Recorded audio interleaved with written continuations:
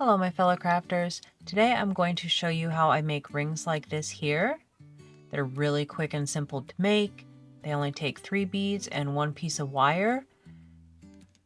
And I am going to be using some 8mm beads for the center bead. And then the side beads are 6mm. Now you can use 6 and 4, but you're going to want the center bead to be larger than the 2 side beads. I'm going to be using my flush cutters and my precision pliers, and of course your ring mandrel I'm going to be using too. I'm using this one here to get the ring started, and the stainless steel one to hammer on and work harden that metal, along with my rubber mallet. And for the wire, I will be using an 18 gauge antique copper wire. And to get started, I'm going to straighten out my wire.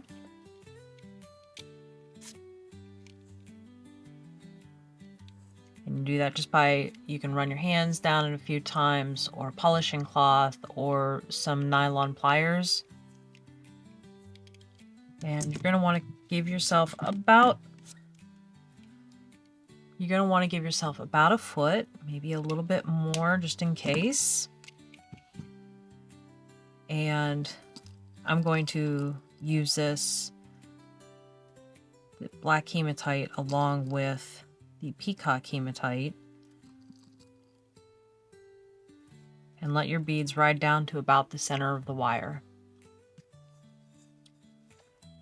These rings are not rings that I personally designed, but I wanted to add something different to my ring displays, so it's not the same thing all the time. You just have to have a little bit of variety.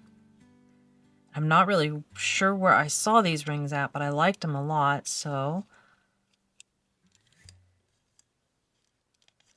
I figured I'd give it a go. Now, I did take and, I held on to the beads at the halfway point. I wrapped the 2 arms around the ring mandrel, trying to keep them as flush as possible to each other, just like that, and nice and tight. Now what you're going to do is take your wire and bring it around that center stone between the center and the side stone, and do the same thing on the other side, and just bring it all the way over to the other side. And you can wrap it once or twice. I like to bring it around so it is at least like that. It just gives it a little bit more of a roundness to it when you're done with this part. I don't like to go more than that, because then this wire here can lift up over top of that bead. And then you're going to take your remainder wire and bring it down through.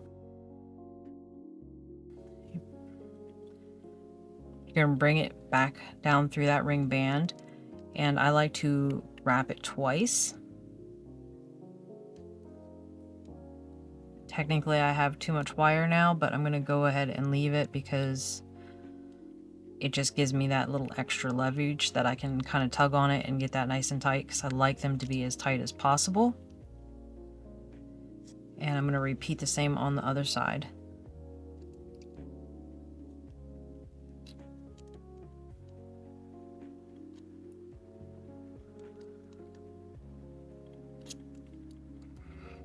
Now that I am actually going to clip off.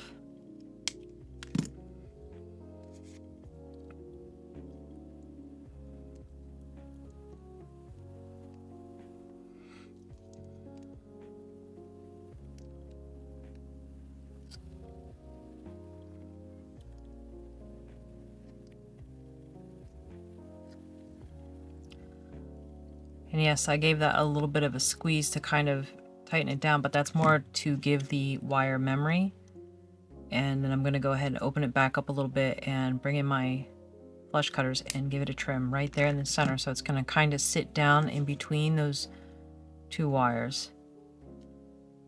And just bring it down and make sure that it's not at all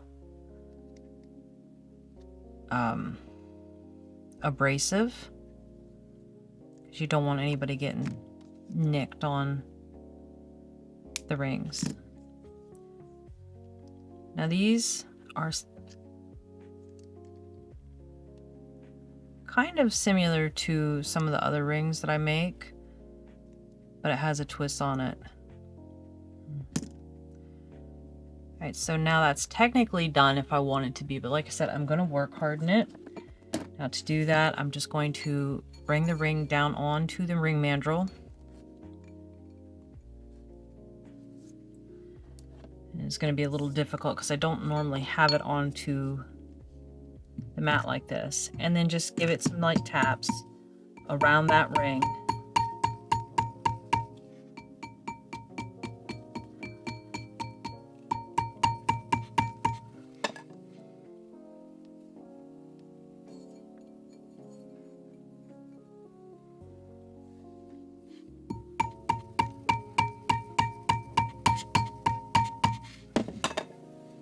Alright, so there we go. We have one whole ring in under 5 minutes. As simple as that. And it's got your 3 unique beads. It's a nice statement ring, which, once again, they are in style this year. Some nice big chunky jewelry, so kind of think this fits the bill. All right, let's go ahead and make one more with a little bit different color. And I think I will use what should I use? I think I like that moss agate, so I think I'll use the greens. Actually, I'll use some agate and jasper mix. Because why not?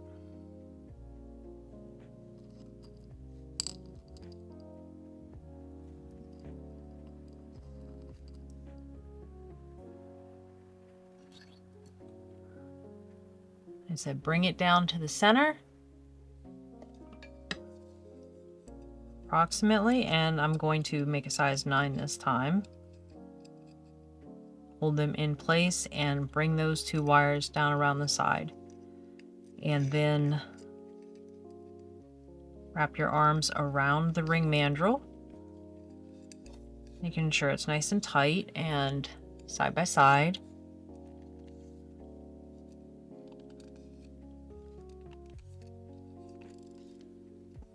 And bring your wire between that center bead and the side bead, and repeat on the other side, and bring it down around one of the side beads on both sides, and go ahead and bring it all the way over to the other side.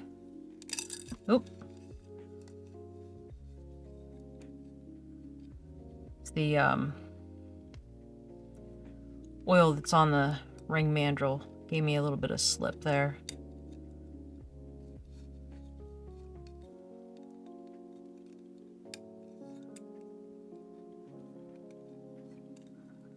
So I gotta tuck that real good to make sure that doesn't pop up. Might have to go over that with my pliers because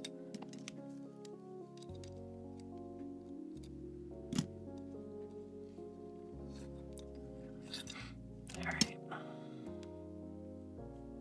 Now I can technically bring it around one more time, but like I said, I don't want to do that with these because it's going to be too likely for that wire to slide up over top of the side bead. I'm going to go ahead and trim these off now so it's a little easier for me to wrap it. And I still have more than enough that I can get that leverage to give it a nice little yank.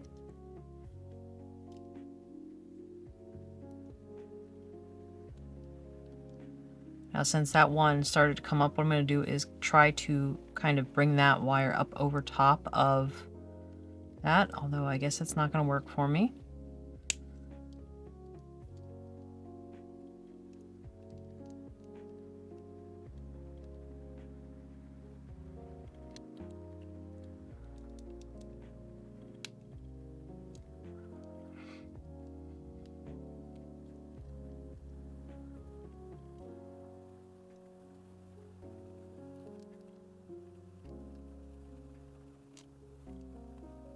Now, if you're making smaller rings like 4, 5, 6, and 7, you're going to want to use a 20 gauge wire. You can technically use an 18 gauge, but it's definitely going to give you a lot of issues trying to shape it properly. But if you're making rings that are size 8 and above, you definitely want at minimum an 18 gauge wire, because a 20 gauge wire is just too soft. And even if you work hard in it, if anybody is slightly rough with it, they're going to misshape it. These ones hold their shape a little bit better with an 18 gauge. They're still not going to be like a dead hard or a full hard like you would get at, say, a jewelry store with the sterling silver and stuff like that, like the actual bands.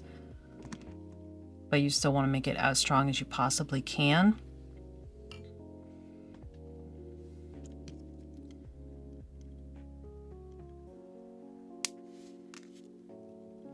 Especially if you're giving them as gifts or anything like that.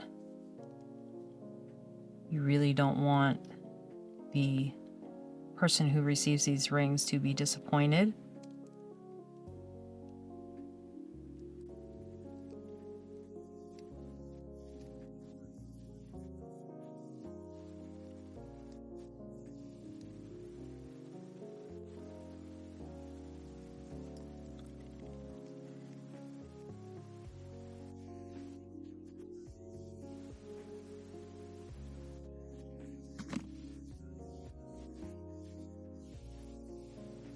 All right, so here is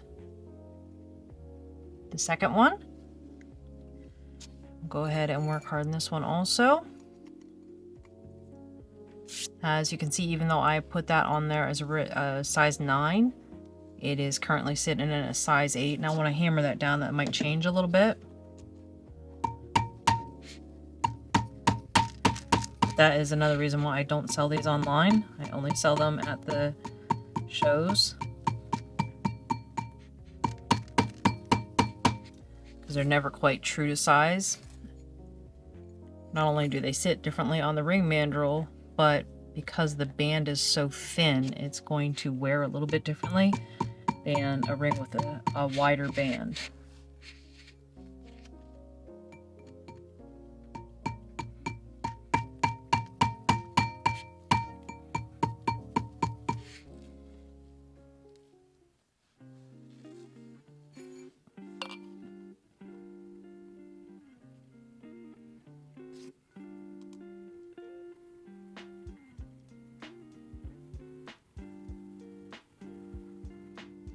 Make our little adjustments there. All right, so there is our second ring.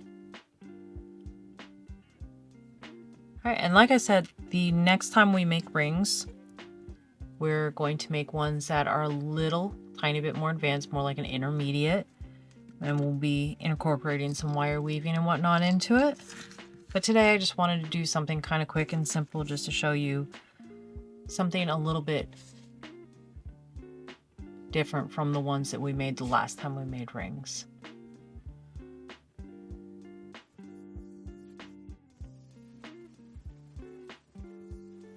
Maybe for this Thursday we'll make some earrings that are a little bit more intermediate also. We'll have to get out our hammers again and start hammering away at some metal. Okay, well, thank you very much for hanging out with me today. I hope that you enjoyed making these quick and simple little rings, give you something different to add to your repertoire. And I hope to see you again on Thursday. In the meantime, I hope you have a wonderful day. Happy crafting, and I'll see you soon. Bye.